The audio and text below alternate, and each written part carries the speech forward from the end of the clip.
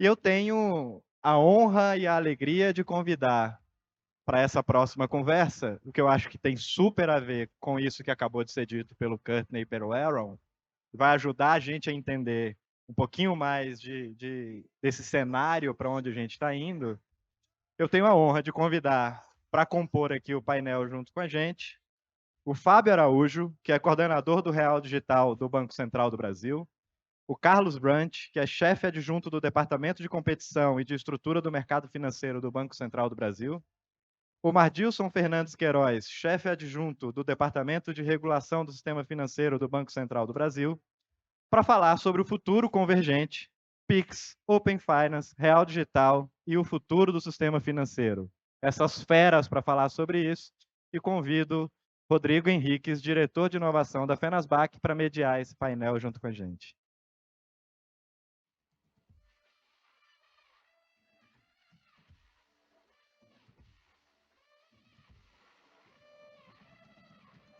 Senhores,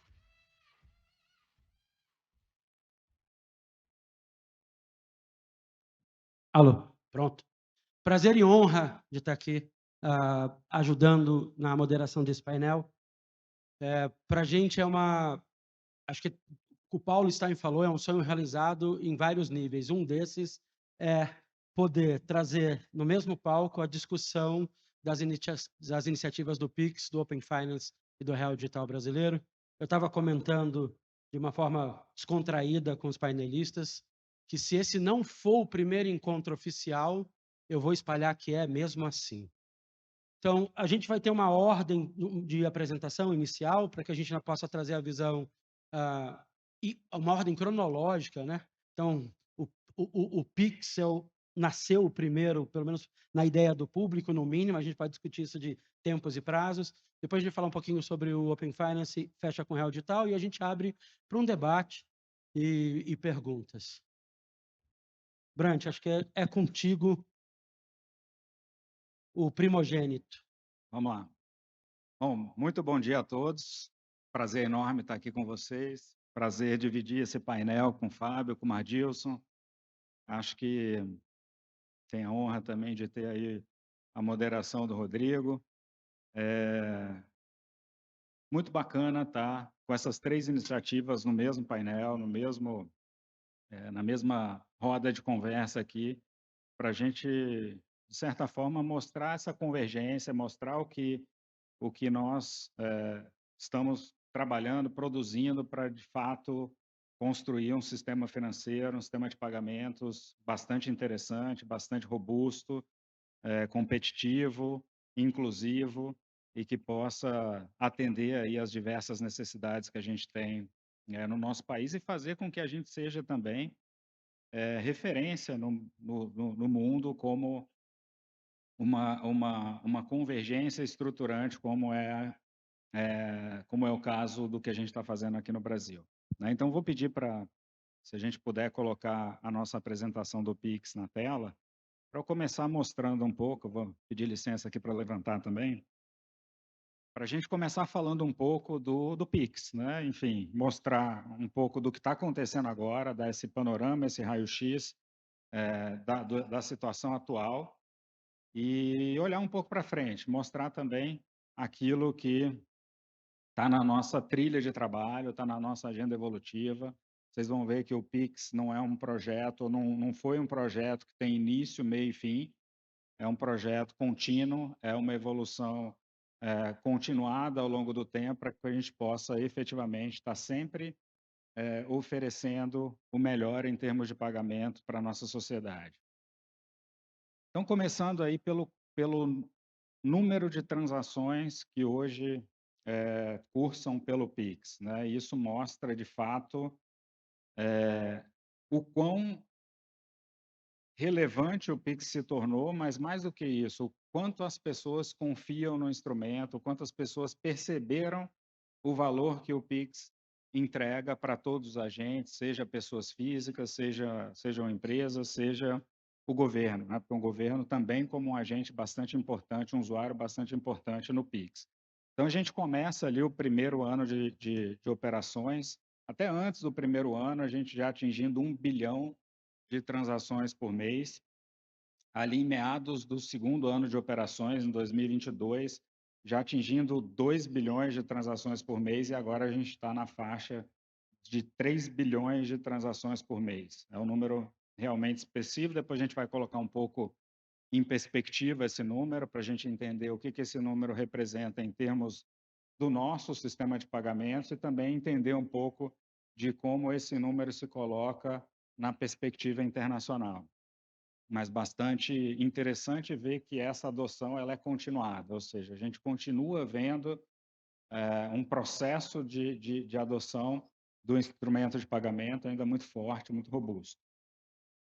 Olhando para a quantidade de usuários, né, a gente tem aí basicamente 80%, né, um pouco mais de 80% da população adulta como usuária do Pix, 140 milhões de pessoas, também 13 milhões de empresas usando o Pix para fazer os seus pagamentos e também para receber, 79% dessas ou das empresas que têm algum relacionamento com o sistema financeiro nacional, né, então são também números bastante significativos. A gente vê o comportamento, a forma dessa curva, né, indicando que a adoção foi muito rápida no início, ou seja, a gente teve uma massa de pessoas e de empresas aderindo num primeiro momento de forma muito rápida, mas a gente continua vendo esse crescimento de quantidade de usuários ao longo do tempo, ainda continuando esse crescimento nos dias atuais. Se a gente for olhar para as transações que dizem respeito a pessoas pagando empresas, né, o que a gente chama de transação P2B ou P2M, né, pessoas pagando ali um comércio físico, um e-commerce, enfim, não importa, pessoas pagando a empresa por alguma transação, a gente vê que o Pix ele vem sendo bastante utilizado nesse caso de uso também. Começamos ali com 5% do market share dessas transações comparativamente a quantidade total de transações do Pix, e hoje a gente já chega ali quase de 30%, né, representa quase 30% da quantidade de transações totais do Pix, sendo transações P2B, né? Então, um crescimento bastante significativo ali a partir de janeiro de 2022, a partir do início de 2022, e já era um pouco esperado esse comportamento, ou seja, num primeiro momento as pessoas aderindo de uma forma muito intensa, principalmente transações entre pessoas, transações P2P, porque tudo que a gente precisava para as pessoas começarem a transacionar já estavam prontas desde o começo, né? Um aplicativo e acesso ali das pessoas a esse aplicativo, a uma conectividade, a uma internet móvel, por aí vai. As empresas, elas precisavam ainda de um tempo para esse amadurecimento, precisavam fazer ali as suas integrações, precisavam negociar com os prestadores de serviços de pagamento as condições para recebimento, etc. E a partir dessa maturidade, a gente viu uma aceleração muito forte, principalmente em 2022 e agora em 2023, acelerando ainda mais, né? Então, a gente vê cada vez mais esse market share de transações P2B sendo significativos, sendo representativos no âmbito do Pix. Se a gente coloca na perspectiva doméstica, aqueles números de transações que a gente começou falando, a gente vê aí que hoje, seguramente o Pix é o instrumento de pagamento mais utilizado no país, acima do que a gente colocou na linha de pagamentos. Pagamentos aqui inclui boleto e também todos os convênios, débito direto, etc. Cartões de débito, cartões de crédito e cartões pré-pago, né? Então, o Pix ele se destaca e, mais uma vez, é uma indicação de que as pessoas percebem o valor, de que a gente tem uma alternativa interessante de pagamento para todos os agentes e de que as pessoas, as empresas e o público em geral confia muito nesse instrumento de pagamento. E se a gente coloca na perspectiva internacional, igualmente a gente tem um destaque do Pix em relação aos demais instrumentos de pagamento com as mesmas características, né? Com essa filosofia de ser um pagamento instantâneo, de ser um pagamento account to account, ali de conta a conta. é de fato, acho que na experiência internacional, o caso de adoção mais rápida que a gente conhece, sobretudo dentre as jurisdições relevantes. Então, se a gente compara com jurisdições que têm já uma tradição do digital muito forte, como Suécia, como Dinamarca, a gente vê essa velocidade de adoção muito forte, muito significativa, no caso brasileiro. E aí, enfim, a gente tem um instrumento que é instantâneo, um instrumento que qualquer um pode pagar qualquer coisa de qualquer lugar, e tudo isso convergindo num único instrumento de pagamento. Então, fica fácil para as pessoas lidarem ali ou entenderem como é que o instrumento funciona, ter que apenas conhecer uma única regra, uma única dinâmica, uma única forma de se pagar para qualquer coisa que a pessoa precise em termos de pagamento. E esse, para qualquer coisa, obviamente, é um propósito, é uma filosofia, é um objetivo, mas a gente sabe que, de fato, o Pix não serve hoje ainda para qualquer tipo de pagamento, né? Isso é um caminho, é uma construção, e aí volto ao meu comentário inicial, é um projeto que não tem início, meio e fim, é um projeto continuado, justamente para que a gente possa, ao longo do tempo, ir incorporando o Pix para outros casos de uso, para questões que hoje o Pix ainda não atende, ou pelo menos não atende de uma forma interessante, de uma forma eficiente. Então, é isso que nós temos, é isso que a gente trabalha, é um mindset de inovação contínua, tentando, ao longo do tempo, ampliar a utilização, os casos de uso que são atendidos pelo Pix, buscando também incorporar, ao longo do tempo, novas tecnologias.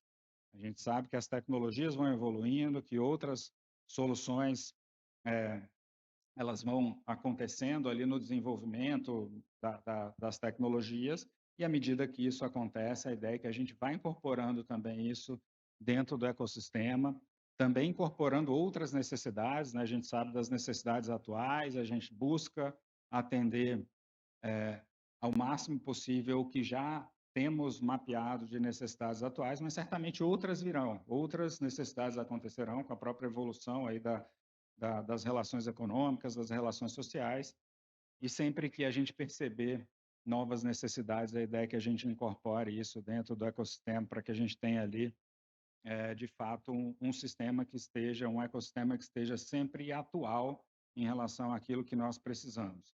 E aí, dentro dessa trilha de manter sempre o Pix como um ecossistema atual, a gente tem uma dinâmica de sempre, ao longo do tempo, incorporar novos produtos, novas funcionalidades dentro do que a gente chama de agenda evolutiva.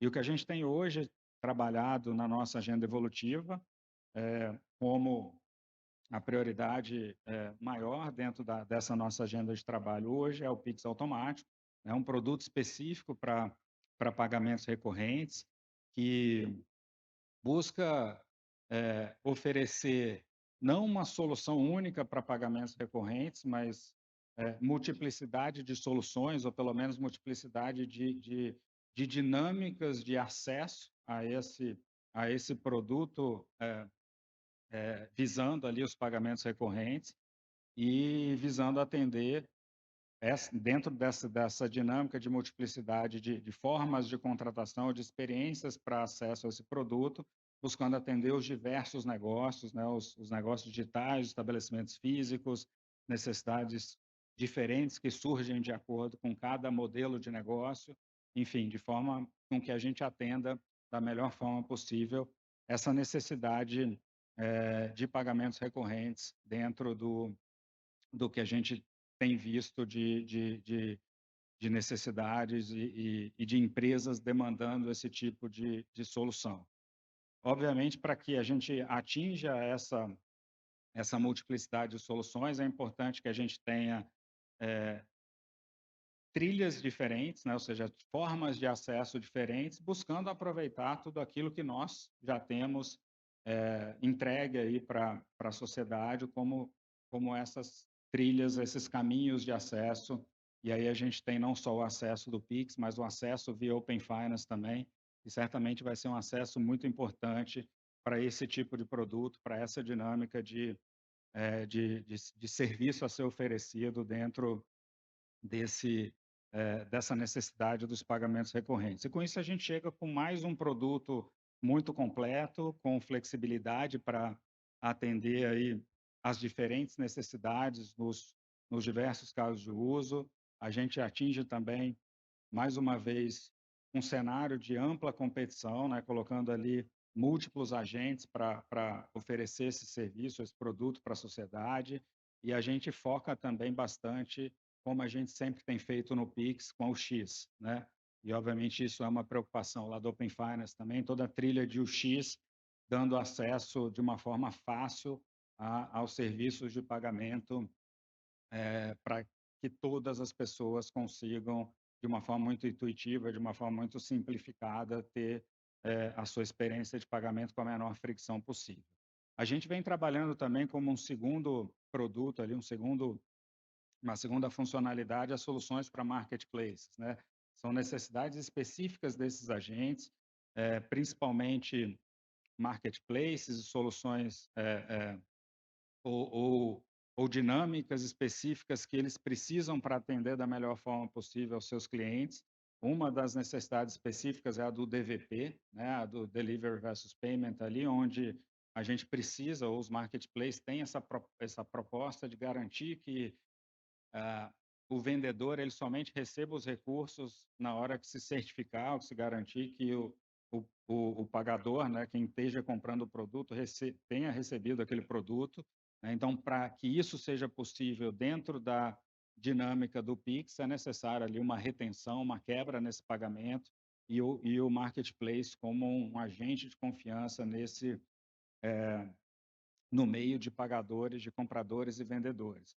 Outras necessidades específicas dos carrinhos de compra, né, onde você tem ali uma compra específica ou um comprador comprando múltiplos produtos, e esses múltiplos produtos são cada um vendidos por um vendedor específico, né? Então a gente está basicamente criando regras e soluções para que isso seja possível de uma forma segura, de uma forma transparente também dentro do Pix. Um outro produto que vem sendo trabalhado, que vem sendo dedicado bastante esforços dentro do Pix, é o Pix Internacional, ou seja, viabilizar transferências entre Brasil e outros países, né? E, obviamente, no sentido contrário também, de forma mais eficiente, de forma mais segura. A gente sabe que hoje os pagamentos transfronteiriços têm vários desafios, né? Desafios de ter um alto custo, baixa velocidade, acesso limitado, transparência insuficiente.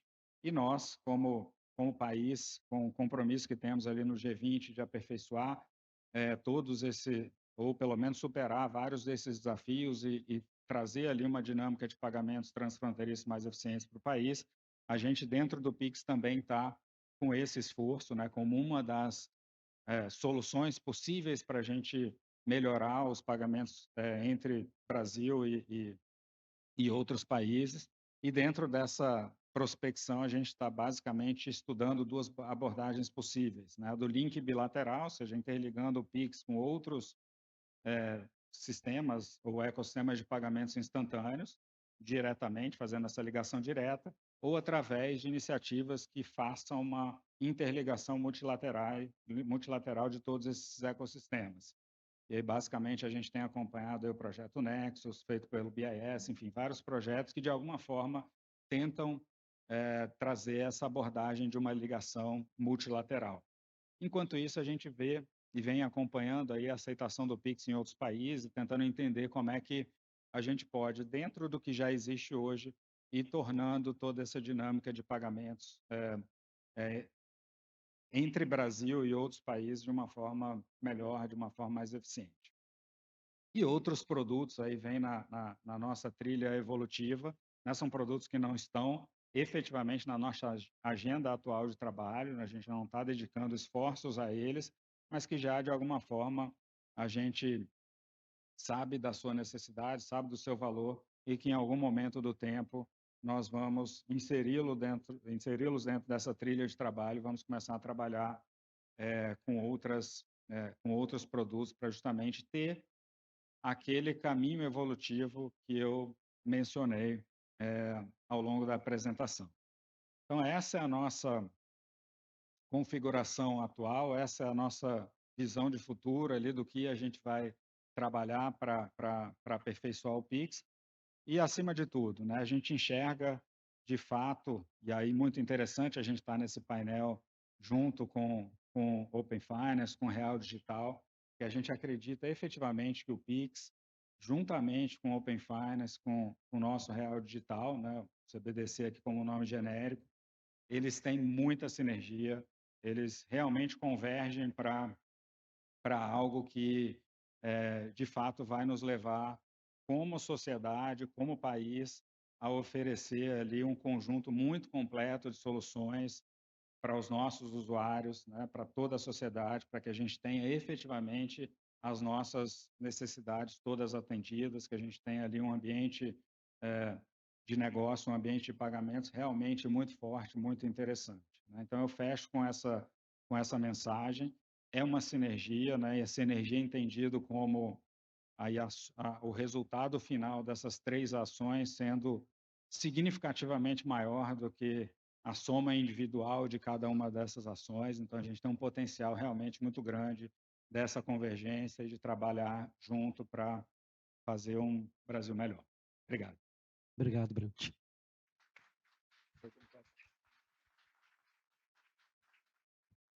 O Pix é um sucesso de público, de crítica. E para quem não conhece o ecossistema do Lift, uma das coisas que a gente tem é o Lift Talks. A gente fez encontros muito periódicos sobre a discussão. Eu lembro até hoje o recorde batido de pessoas ao vivo no Lift Talks foi Pix Tecnologia. 420 pessoas assistindo ao mesmo tempo a discussão de como seria formado o DICT, o processo de mensageria. Nem a gente acreditava nesse momento, assim. E são todos vídeos muito grandes. Mas se a conversa é Lift Talk, Mardilson, a gente fez um dos primeiros Lift Talks sobre Open Finance. Então, vou deixar você falar, trazer a visão do filho do meio né, dos projetos, que é o Open Finance. Depois a gente ainda vai ter nosso espaço para o painel para discussão. Obrigado, Rodrigo. Primeiramente, agradecer aqui o convite, né, da Finansbank para esse evento. De fato, é muito interessante, né, esse formato aqui de reunir esses 3 projetos aí que o Banco Central tem e que visa, né, objetivos comuns, né, e princípios comuns. Então, em termos de ideia, é fácil dizer que a convergência ela é natural, mas em termos técnicos, né, a gente tem os desafios internos de cada projeto, né, e sem contar, né, essa convergência e essa integração. Mas quando o Open Finance começou a ser concebido, isso há uns 5, 4 anos atrás, né, a ideia era, de fato, né, a gente promover digamos assim, que eu costumo falar, uma rede social financeira, né, em que integre todos os agentes autorizados pelo Banco Central, né, sem haver uma centralização, no formato de rede distribuída de fato, né. Apesar de já estar implantado aí desde o começo, né, há 2 anos e meio aí o Open Finance, nós ainda consideramos ainda na infância, né?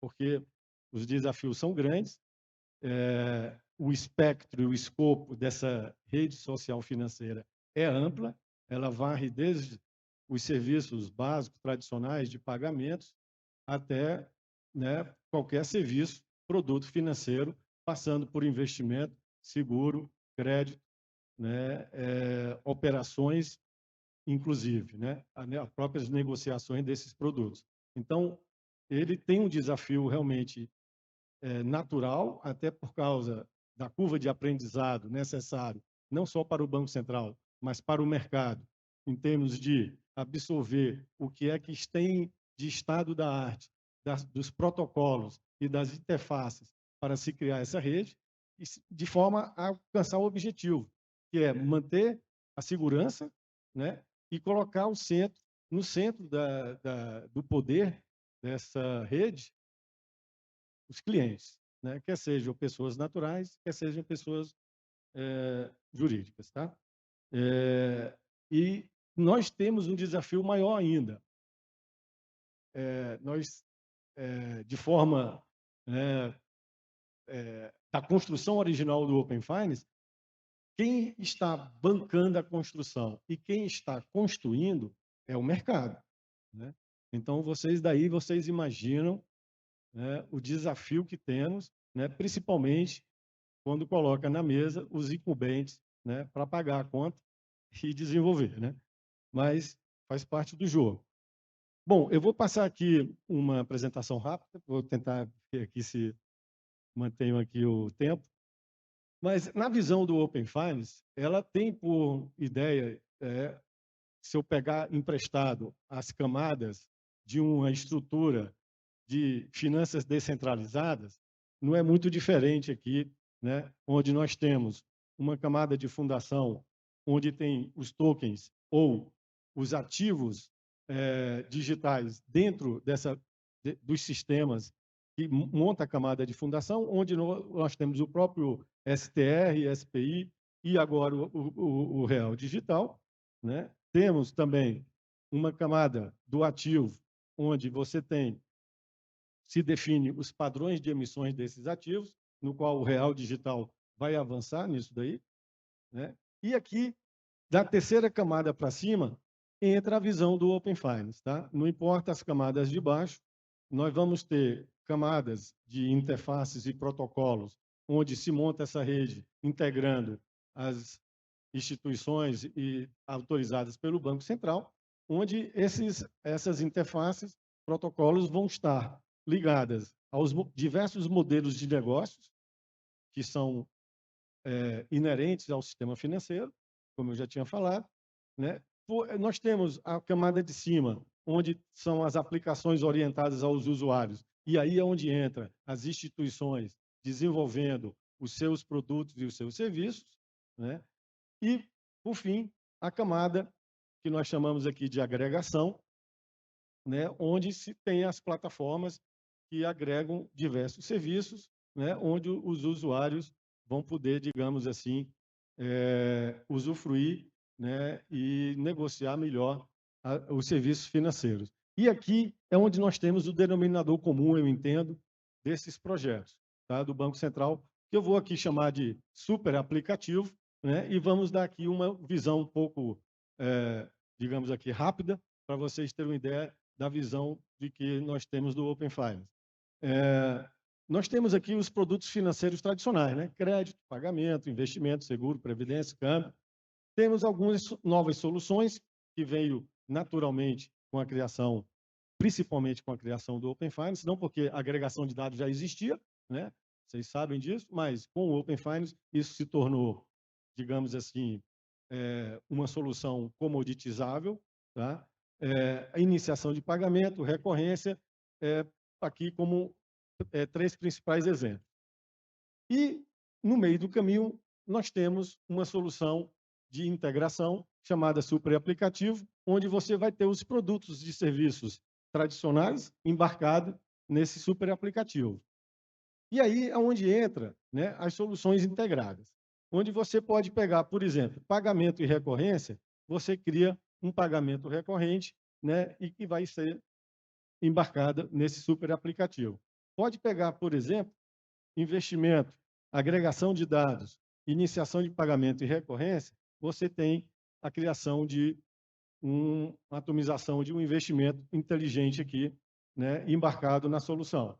Você pode pegar, por exemplo, pagamento, investimento, né, iniciação e recorrência, você criar resgate de investimentos para pagamentos de forma aí inteligente, de acordo com a customização de cada cliente, né? Por quê? Porque a agregação de dados tem a ver com a vida financeira daquele cliente, né? De forma customizada. E embarca também na solução integrada. E você pode continuar aqui com mais exemplos, né? Uma gestão flexível de caixa para a empresa. Você pega crédito, você pega pagamento, você pega investimento, você pega agregação de dados, iniciação e recorrência, você consegue customizar uma gestão flexível de caixa para as empresas, né? Quer seja desenvolvida in-house pela própria empresa ou contratar isso do mercado por intermédio das instituições autorizadas pelo Banco Central que participam do Open Finance. Por que eu digo isso? Por que eu digo que a própria empresa pode desenvolver isso in-house?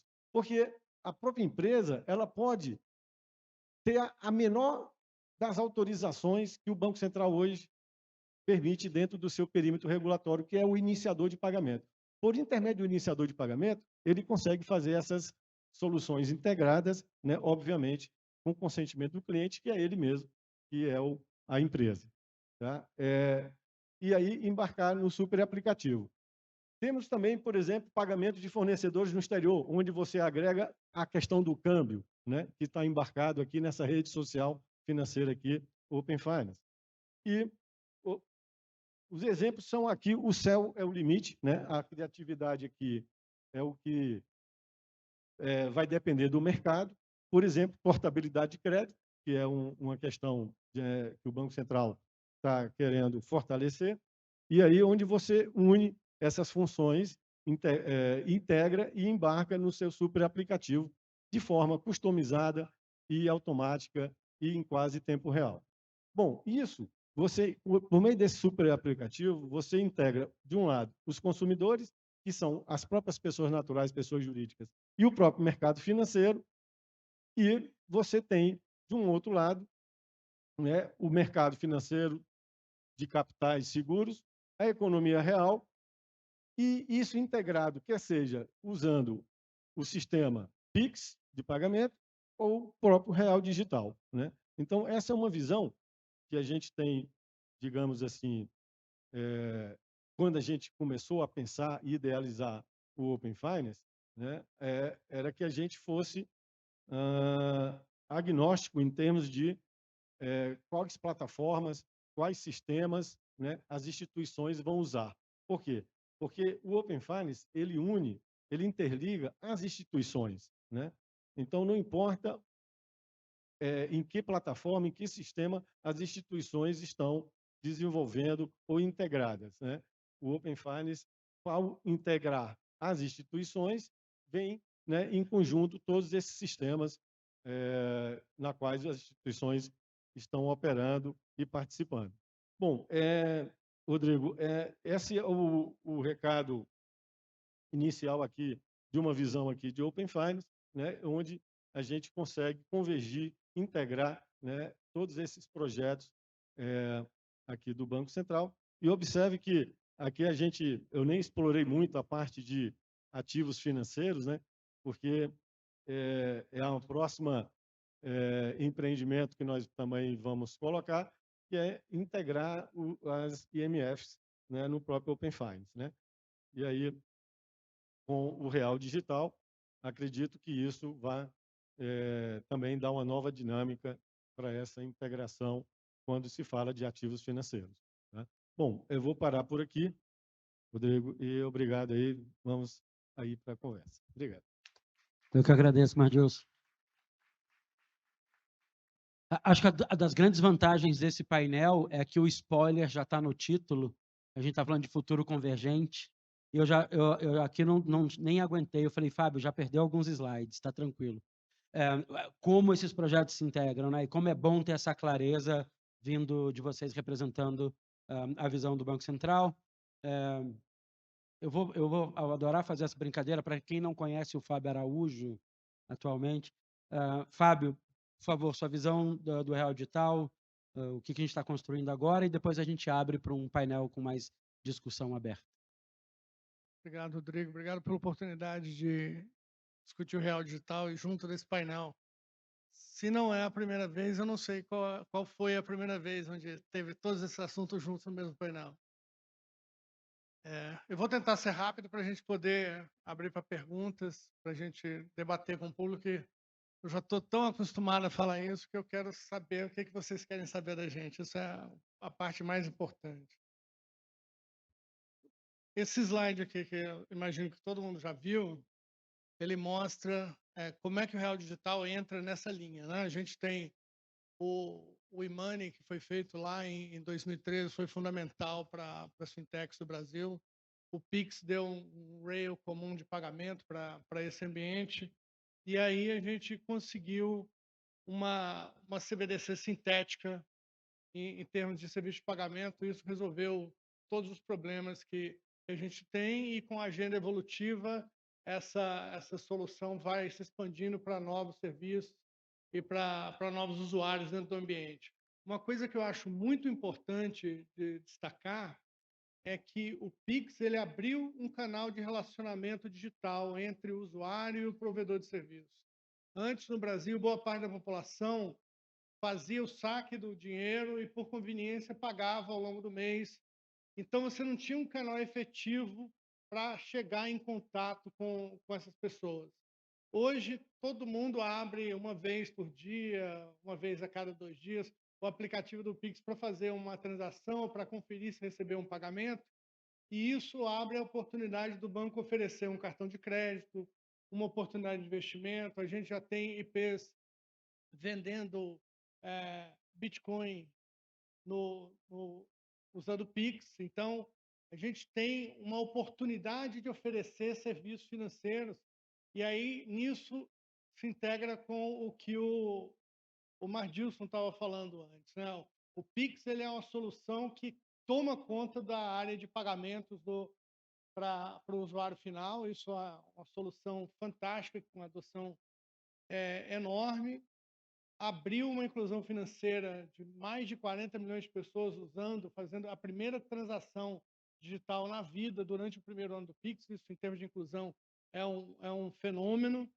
Mas a inclusão, a gente tem que ir além disso, né? Como foi mencionado anteriormente aqui pelo Courtney, não é só pagamento que a gente quer, né? A gente quer que as pessoas tenham acesso a crédito barato, que as pessoas tenham oportunidade de investimento mais adequados para as necessidades delas.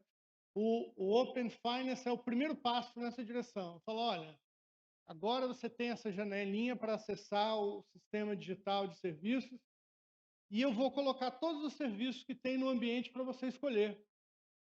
Então, essa integração, esse primeiro passo dentro do ambiente digital, mais uma integração dos serviços possíveis que o Open Finance traz, abre um leque de serviços que a população hoje, que a maior parte da população hoje não tem acesso, que pode ser disponibilizado de uma maneira acessível e barata. E aí entra o ponto do real digital.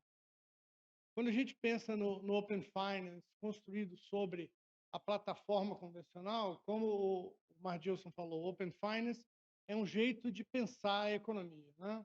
Então, a gente quer que as informações fluam, que os serviços sejam prestados por diferentes participantes do mercado, mas, mesmo assim, a gente ainda tem todo o sistema legado, cada uma integração que você precisa fazer diferente. Se você vai entrar provendo serviços dentro de um ambiente de negociação, tem uma integração que tem que ser feita. Se você vai fazer com outro tipo de ativo, outra integração é necessária. O Real Digital ele traz um ambiente único, onde a ideia do Open Finance já é nativa da tecnologia. Então, você baixa os custos e facilita o acesso ao serviço de Open Finance. O Real Digital ele dá um ponto de convergência para todas essas iniciativas que têm sido feitas para a gente baratear o custo e democratizar o acesso. Então, esse aqui é o slide que eu não preciso falar, que o Mardilson já falou, mas esse slide é muito importante. Eu fiz questão de colocar ele aqui, porque uma pergunta que a gente sempre recebe é: de onde é que veio essa ideia do real digital? Quando a gente bateu o olho no ambiente de finanças descentralizadas, a gente viu exatamente o que o Mardilson falou. Isso aqui é o que a gente está fazendo. Estão fazendo isso com uma tecnologia nova, uma tecnologia diferente, mas isso aqui é o que a gente já está fazendo. Então, nada mais natural do que a gente incorporar essas ferramentas, trazer isso para dentro do escopo regulatório do Banco Central e fazer uso dessas tecnologias também para democratizar o acesso delas para a população.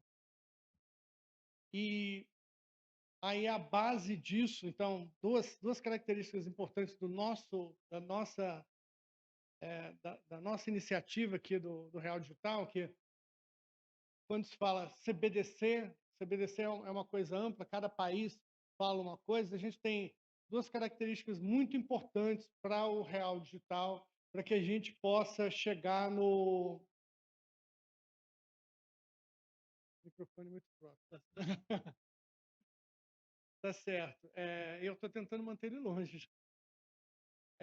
A gente tem dois aspectos muito importantes do que a gente tem feito aqui no Brasil, que é diferente do que está sendo feito em outros países em termos de CBDC, que é a tokenização dos depósitos e a tokenização de ativos.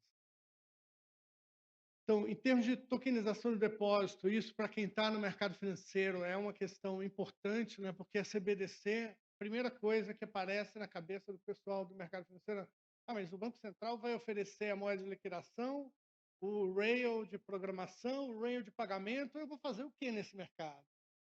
O Banco Central não tem interesse de fazer isso, porque se o banco fizer isso, a gente vai acabar tolhindo a inovação, e o que a gente quer é justamente o contrário, é criar uma plataforma para a inovação. Então, essa parceria no provimento de liquidez dentro do ambiente é fundamental, e a gente, para isso, vai replicar no ambiente on-chain o que a gente tem no ambiente off-chain. O real digital fica para as operações interbancárias, e a moeda tokenizada dos agentes autorizados pelo Banco Central operam no retail, no varejo, né, para as pessoas terem acesso aos serviços digitais de pagamento. Isso suscita uma questão, mas o real digital, o foco não é varejo, mas o real digital é de atacado? Bem, o real digital ele foi construído para levar serviços de varejo baseado nas tecnologias de ativos digitais para a mão do consumidor final, para democratizar o acesso a esse serviço.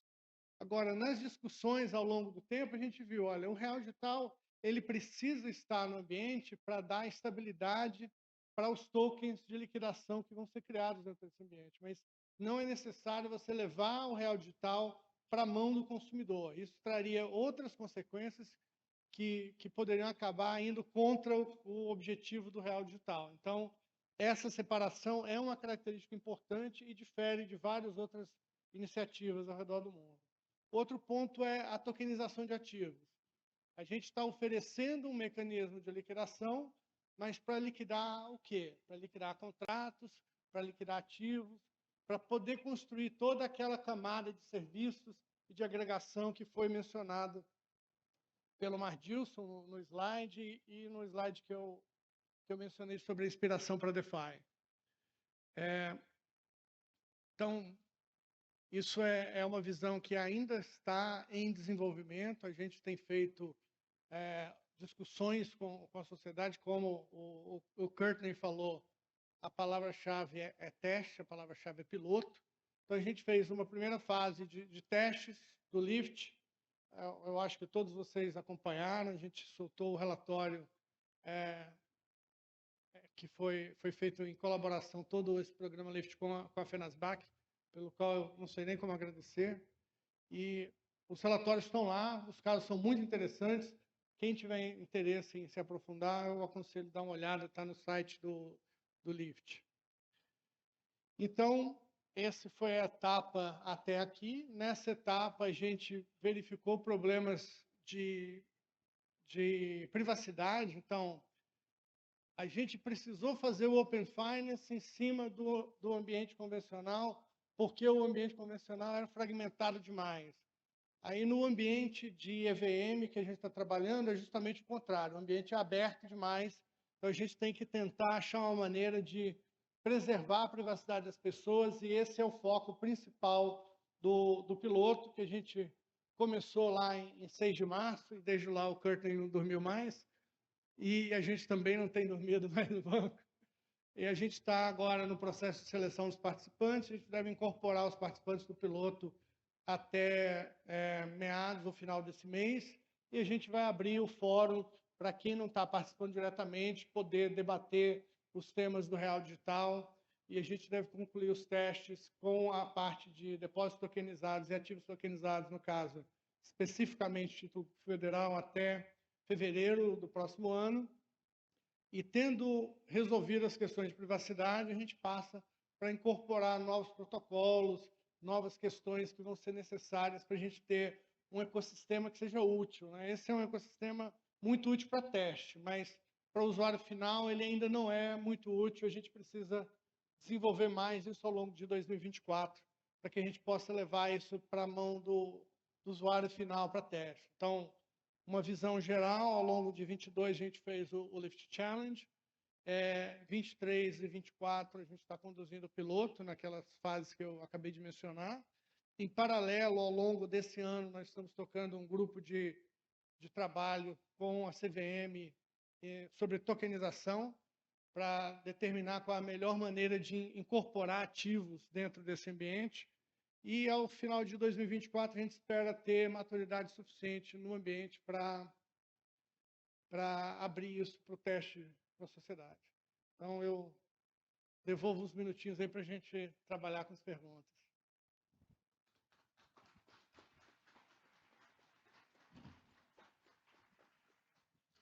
Obrigado. Em nome da federação, vou devolver o agradecimento. A gente é honrado com a oportunidade de poder participar desse desenvolvimento, do desenvolvimento de todas essas soluções. Eu já estou bravo. 3 minutos? Não. Tudo isso? 1h40? Não. Ok, é só o tempo que a gente teria para conversar. Se eu não me engano, a gente tem um pouquinho mais. Eu vou abrir as primeiras perguntas, mas à vontade, quem quiser fazer pergunta, levanta a mão. A gente tem algumas pessoas assistindo com o microfone na mão. Deixa eu fazer um disclaimer. Eu sou filho do meio. Então, eu vejo o Open Finance de um jeito diferente. Né? Eu vejo o Open Finance como essa grande infraestrutura de reempoderamento do cidadão em relação aos dados e a capacidade de você montar, como foi exposto aqui, Mardilson, essa possibilidade de serviços financeiros variados. Então, a minha pergunta não é para você, é para os outros dois, é para o Brant e para o Fábio Araújo. Como é que o Pix e o Real Digital se aproveitam da estrutura de dados abertos, da estrutura, né, da capacidade do Open Finance de modularizar e realmente distribuir e democratizar esses serviços? Só pergunta fácil hoje. Acho que essa pergunta, enfim, faz todo sentido e eu vejo, assim, como eu já mencionei na apresentação, uma sinergia realmente muito grande. Claro que o Open Finance tem lá seu bloco de dados, de informações, etc., e tem seu bloco de pagamentos também. Na parte de pagamentos, é uma sinergia com o Pix assim, gigantesca, né? Ou seja, você tem o Pix como essa infraestrutura de pagamentos, que abarca aí os vários casos de uso e que já chegou em todas as camadas da população, né? Você tem ali todas as faixas de renda, todos os níveis de escolaridade, todas as regiões geográficas, enfim, o Pix está completamente espalhado já no nosso território, e aí você vem com o Open Finance, que dá novas possibilidades, infinitas possibilidades para se trabalhar soluções, para se trabalhar soluções nichadas, para se trabalhar necessidades específicas do e-commerce, para trabalhar, enfim, diversas necessidades que são melhor atendidas com essa integração toda do Open Finance, né? E também, obviamente, o Open Finance, na parte de pagamento especificamente, se não tivesse um sistema estruturado como um Pix, disseminado e espalhado, também não teria o seu valor. Então, é o que eu falo dessa sinergia, de você efetivamente entender que o valor do Pix é um, o valor do Open Finance é outro, mas se você junta as duas coisas, é muito mais do que a soma individual de cada uma dessas iniciativas, né? Então, acho que essa é a grande potência do que a gente está desenvolvendo dentro do Banco Central, do que a gente está oferecendo para a população, e que ainda está no começo, né? Eu acho que isso é importante, acho que, de certa forma, eu falei um pouco disso na apresentação, de que a gente tem uma trilha continuada de evolução dentro do Pix. O Mardilson também comentou que o Open Finance ainda está, acho que salvo engano, Mardilson, você comentou que ele ainda está na infância, né? Ou seja, isso tudo ainda vai crescer, ainda vai desenvolver, e toda essa sinergia, ela certamente vai ser melhor explorada ao longo do tempo, né, com o amadurecimento dos dois ecossistemas, né, do Pix e do Open Finance, ela vai ser melhor explorada e vai trazer ainda soluções ainda mais interessantes das que a gente já vê hoje no Brasil. E só para complementar, acho que os números do Open Finance são impressionantes, inclusive por causa do Pix. Essa é uma sensação que a gente tem, né? Quando você olha um Pix alcançando 140 milhões de pessoas com chaves, né, isso cria uma potência para que você possa realmente capturar esses dados, usar esses dados, obviamente sempre com consentimento, né, para criar esses produtos que a gente, né, de uma forma muito diferente que talvez em outros países e jurisdições. O gráfico de adoção do Pix no Brasil e o gráfico de adoção do Open Finance no Brasil é simplesmente o maior do mundo, né? Proporcional à população. Desculpa a Índia, né? Porque, né, se alguém falar Índia, tem que lembrar das proporções. Fábio, como o real digital e o processo de tokenização da moeda se apropria ou ganha com uma ideia de, né, espaço aberto, de sistema financeiro aberto? Eu costumo, quando me perguntam sobre a revolução que o real digital pode fazer, eu sempre respondo, olha, a revolução é o Open Finance, a gente só é a ferramenta para fazer essa revolução. A mudança está ali, é essa abertura de informação, essa possibilidade de você interconectar os serviços que é a grande disrupção. O ponto é, vários países trabalharam com a ideia de Open Finance, mas não levaram a cabo, não levaram ao extremo, né? Eu acho que quando você pega essa ideia de Open Finance e coloca numa tecnologia como a tecnologia de ativos digitais, você potencializa essa ideia ao máximo que a gente tem hoje disponível, né? Vários países fizeram aquela implantação, a gente vai fazer o Open Finance. Então, é necessário as pessoas fazerem troca de informação. Mas como é que vai ser essa troca de informação? Não sei. Então, essa troca de informação não acontece.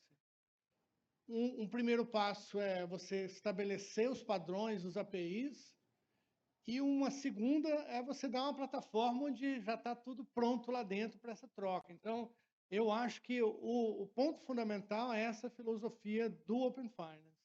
O Open Finance é a disrupção maior do que a gente tem feito ultimamente. Então, quando eu faço aquele slide que tem aquelas quatro ações do Banco Central, eu acho assim, o Open Finance é tão fundamental para a transformação que a gente está fazendo, como foi a criação do e-money lá, a criação das instituições de pagamento lá em 2013, que criou um ecossistema novo de fintechs, e o Open Finance vai criar um ecossistema novo. E aí o Pix e o Real Digital servem para dar sinergia, para catapultar o uso dessas ideias. Mardilson, filhos do meio vingados, né? Já deixamos isso claro. Mas eu devolvo a pergunta para você. Quando você olha uma iniciativa como o Pix, de pagamento instantâneo, com a adoção que teve, com a capacidade de inclusão, né, financeira social no Brasil, por um lado, e você olha a possibilidade de tokenização de ativos e, né, de moeda de liquidação do real digital, como é que isso conecta e como é que vocês ganham com isso? Então, perfeito, né? O Open Finance, aqui no Brasil, ele teve eu diria assim, alguns facilitadores, que é justamente a gente já ter uma plataforma tipo Pix, né? E a gente ter uma cabeça mais aberta aqui, né? Tanto da parte de governança do Banco Central e a tecnologia aí do blockchain chegando, com a discussão não só do real digital, como também da tokenização de ativos financeiros. E aqui no Brasil a gente vê isso bem efervescente, né?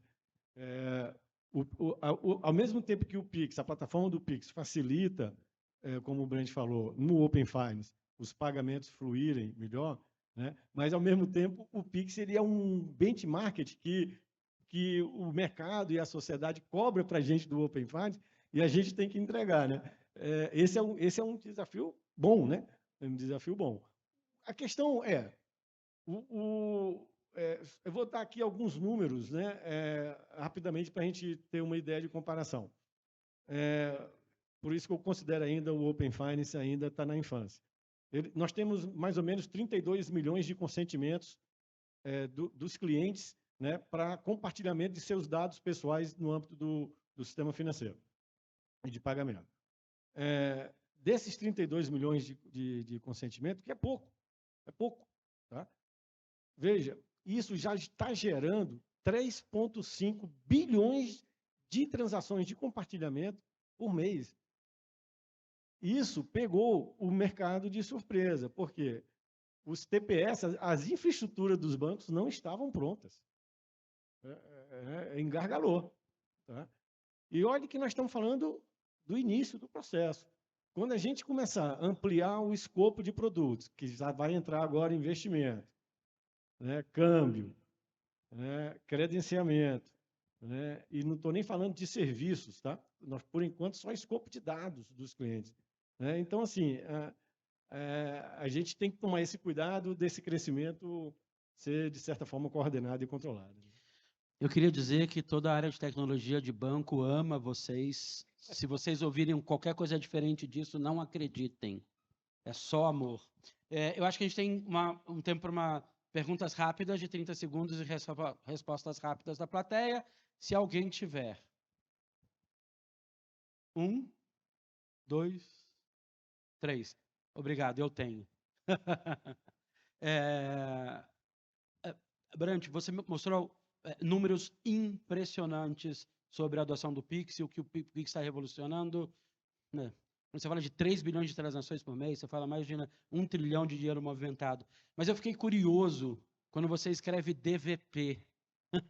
E DVP atualmente está bastante associado com a capacidade do Real Digital. Né? Acho que essa é das grandes explorações que o Real Digital está fazendo. O que diferencia uma exploração de deliveries versus payment, né? De entrega versus pagamento no Pix, na visão de vocês, para que o mercado entenda um pouco? Porque existe uma promessa de programabilidade também no Pix. E eu sei que uma das grandes questões do Real Digital é tentar explicar, eu não sou o Pix, eu tenho que fazer além. Né? E esse é um dos grandes desafios do Real Digital, é ser além do Pix. Fala um pouquinho da DVP para a gente. Eu acho que a gente está exatamente no nosso painel do futuro convergente, né? E essa convergência ela pressupõe também a complementariedade.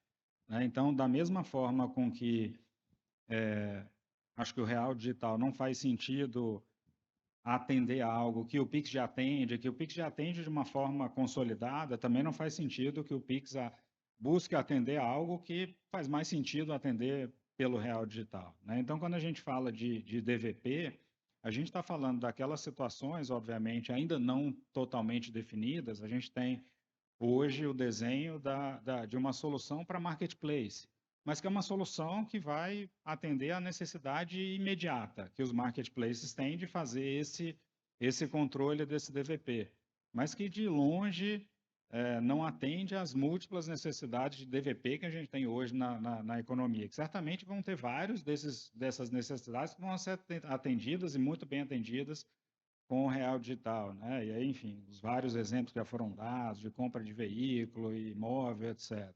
E para aquelas situações que não for, por qualquer motivo, atendida pelo Real Digital e que pudesse ser atendida pelo Pix, de alguma forma, nós vamos colocar isso para funcionar. Ou seja, a gente vai se complementando para, no final das contas, entregar aquilo que a sociedade precisa. Então, acho que essa é a filosofia. A gente não tem nada ainda definido do que é o caso de uso projetado para ser implementado no Pix, e a gente vai prospectando ao longo do tempo essas necessidades e as soluções que vão surgindo aí nos vários ambientes. Maravilha. Eu tenho, vou usar esses 10 segundos finais para pedir uma data para vocês. Pix em Paris,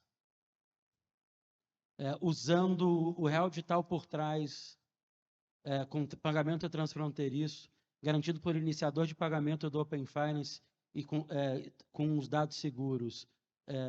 2025, sim ou não? Não fala nada, pelo amor de Deus, eu não posso fazer isso com vocês. Gente, Pix em Paris, eu vou fazer um dia. Inclusive, um dia alguém me leva para Paris, por favor. Obrigado, Você já painel. pode fazer Pix em Paris. Não, mas eu dei mais Não complexidade dessa forma agora. que você mencionou. Não mas dessa já forma que eu mencionei. Obrigado. Só um agradecimento para o painel.